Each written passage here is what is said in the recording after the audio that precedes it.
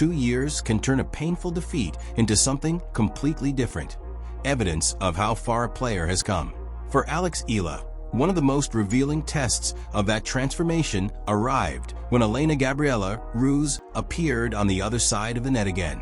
The first chapter had been written in US Open qualifying in 2024. Eala was one victory from reaching her first Grand Slam main draw. She had taken the opening set from Ruse and looked to be in control. Then the match slipped away. Ruse changed the direction of the contest.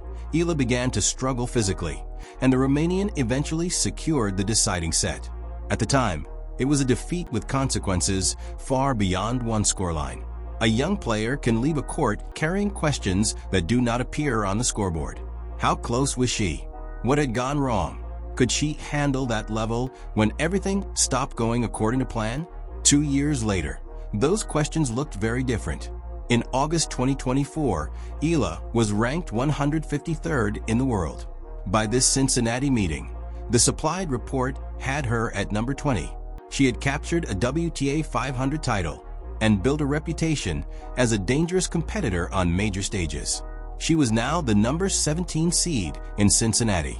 Ruse, meanwhile, was facing a player who had spent the intervening years changing the parts of her game that opponents could once target repeatedly.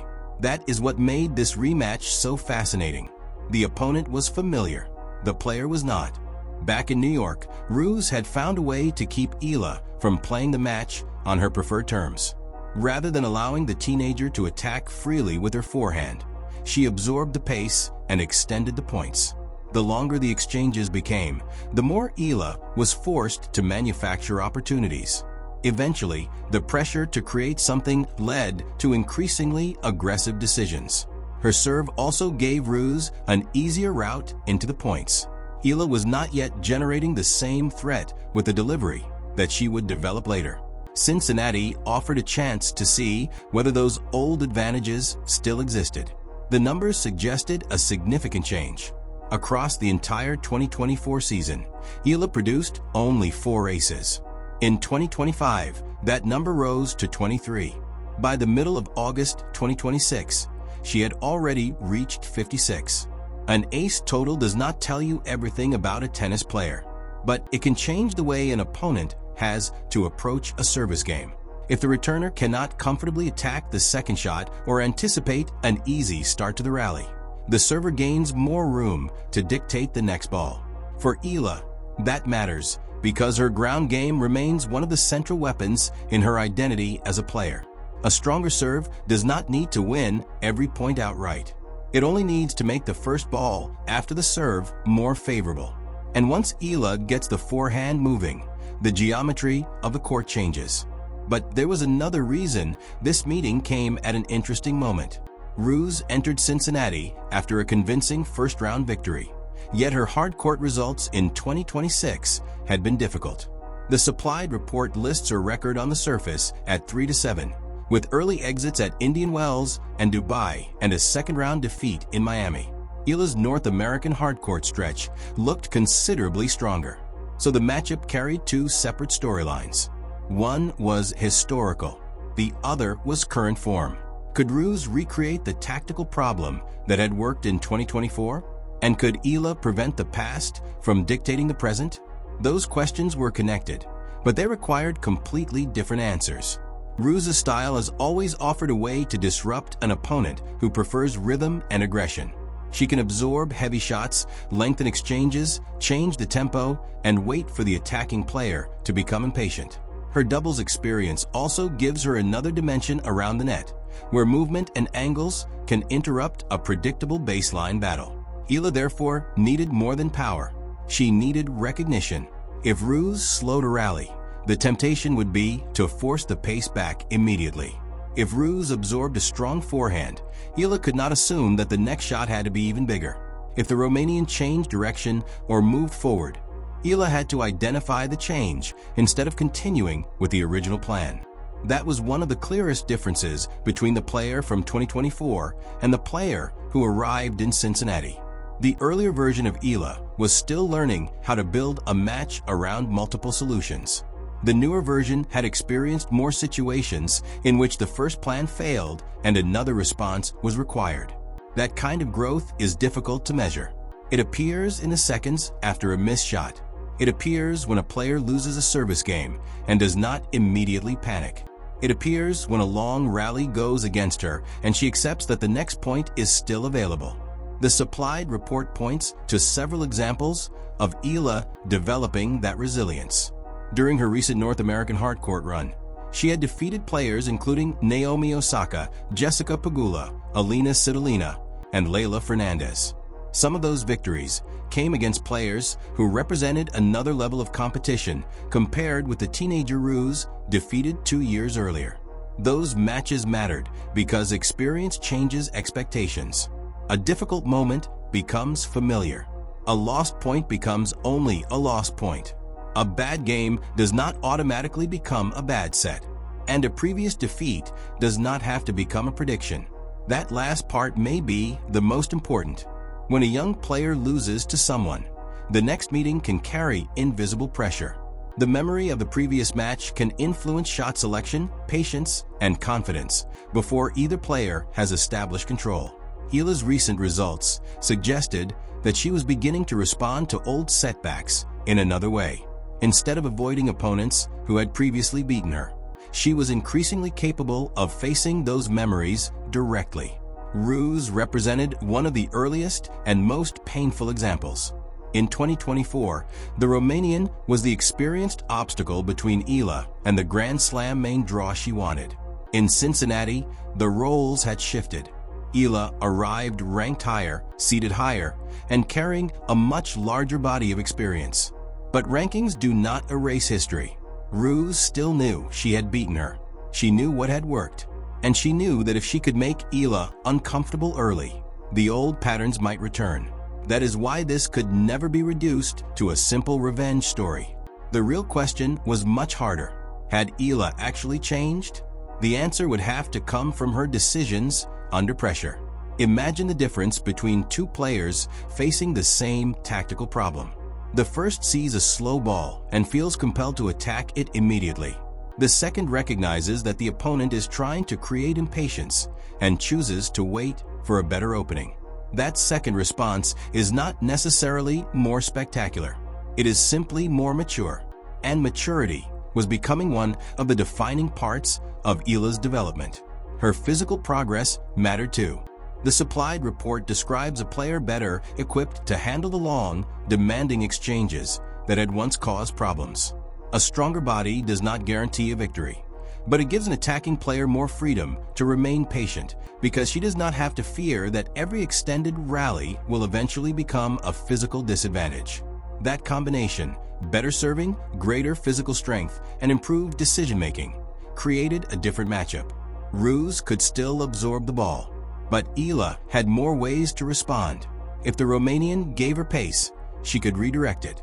If Ruse took pace away, Eala could create acceleration herself. If the baseline exchanges became exhausting, she could stay composed instead of treating every rally as a contest that had to end immediately. And when the serve became the pressure point, the improvements in that part of her game gave her another escape route. This is what makes development in professional tennis so interesting. The best players do not become impossible to attack. They become harder to trap. 2 years earlier, Ruse had found the trap. In Cincinnati, Eala had the chance to recognize it before it closed. There was also the surface itself. Hard courts had become an important part of Eala's recent rise. The supplied report describes her North American run as one of the strongest stretches of hardcourt tennis of her career. Ruse, by comparison, had entered the tournament with a much less convincing hardcourt record. Still, tennis does not follow a script simply because the numbers favor one player. A single service game can change momentum. A loose return can turn a comfortable set into a difficult one. One exceptional sequence can give an underdog a path back into a contest. That meant Eala could not rely on ranking or recent form. She had to execute, and execution in this matchup meant refusing to become the player Ruse remembered. That distinction is subtle but powerful. Ruse had faced a fearless teenager in 2024, but fearlessness alone is not the same as control. A young player can be brave and still overplay. She can attack without hesitation and still attack at the wrong time. The newer Eala did not need to abandon aggression. She needed to give aggression a structure. Instead of asking, "How can I hit the winner now?" the better question became, "How can I create the position where the winner becomes the right choice?" And it helps explain why the rematch carried so much emotional weight without requiring the match itself to become a theatrical revenge scene. The other had spent 2 years learning whether that weakness could be repaired. The first U.S. Open qualifying meeting had ended with Ruse closing the door. Eala had been close to a breakthrough, but she did not yet possess enough answers when the match turned against her. By 2026, the Grand Slam dream had changed shape. Eala was no longer merely trying to prove that she could reach the main draw. The supplied report described her as a top 20 player with a WTA 500 title and a growing list of victories over elite opposition. The teenager asking whether she belonged had become the player opponents had to prepare for, and Ruse was now part of that preparation. Yet there was another challenge waiting beyond Cincinnati: the calendar. The U.S. Open was approaching. The North American hardcourt swing demanded a great deal physically and mentally. The supplied report notes that Eala had already carried a significant workload into Cincinnati. Could she continue producing high-level tennis while managing recovery? Could she preserve her physical energy without losing momentum? Could she balance the confidence created by recent wins with the discipline required by a long season? Those questions would matter after the emotional significance of the Ruse matchup had passed. That is why the Cincinnati story matters beyond the name of the opponent. Ruse became a measuring stick. The 2024 version of Eala had one primary route to success: attack early, control the middle, use the forehand. When that route disappeared, the alternatives were limited. The 2026 version had a wider map. She could defend a difficult exchange and restart the point. She could redirect. She could alter pace. She could use her improved serve to escape pressure. She could wait. It comes from discovering that one bad point does not have to become 5 bad points. For Eala, the years between the 2 Ruse meetings had provided exactly those lessons. The supplied report also identifies a recurring pattern in her career. Players who once defeated her have later become opponents she was capable of overcoming. That pattern appeared across her Wimbledon, Washington, and Toronto campaigns. Eala's recent progress suggests she was treating old defeats as information rather than boundaries. Ruse was the perfect test because the original loss was still such a clear reference point. In 2024, the Romanian had been the player with more experience and the tactical answer. In 2026, Eala arrived with the ranking, the seed, the stronger recent hardcourt results, and a much broader game. Could she remain herself?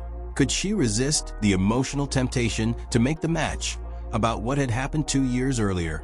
The past can be motivating, but it can also become a distraction. A player who wants revenge too badly can begin chasing points instead of constructing them. Eala's evolution required something different. She had to play the opponent in front of her, not the memory behind her. If Ruse produced a long rally, Eala did not have to end it immediately. If a forehand opportunity appeared, she could choose the correct target rather than the loudest one. The U.S. Open was approaching. Now, the more interesting question was what Eala could do after reaching that level. Eala now had evidence. She had the ranking. She had the WTA 500 title. She had a stronger serve. And she had confronted one of the opponents attached to an early professional disappointment. Together, they told the story of a player who had moved far beyond the version of herself that Ruse defeated in 2024. The North American swing was long. The Cincinnati workload mattered. Recovery mattered. Confidence could not replace preparation, and recent success could not guarantee what would happen in the next match. That is why Eala's progress should not be measured only by what she has already won. It should also be measured by the number of solutions she now carries onto the court. The old Eala needed the match to develop in a particular direction.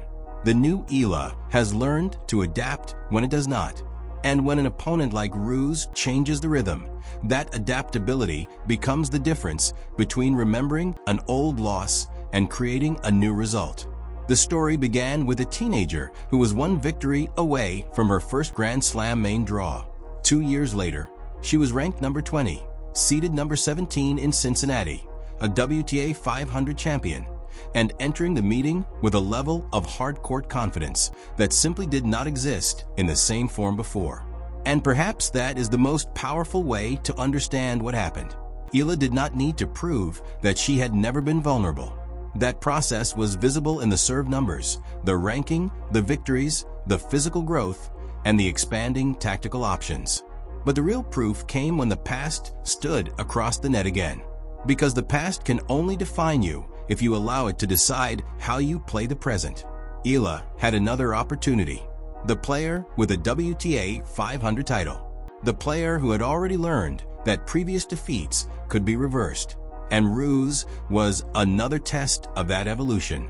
Whatever came next, the meaning of the matchup had already become clear. The first meeting showed how far Eala still had to go. That is why Cincinnati mattered. But because sport sometimes gives an athlete something very rare, another chance to meet the same challenge as a different person. 2 years earlier, Ruse had closed the door. By 2026, Eala had learned how to find another way through. And the most exciting part is that the door she was trying to open was no longer the same one. It led toward a Grand Slam stage she once dreamed simply of reaching. Now, with the US Open ahead, the question had become much bigger. The kind built from difficult losses, better preparation, stronger weapons, greater resilience, and the knowledge that an opponent who once seemed capable of stopping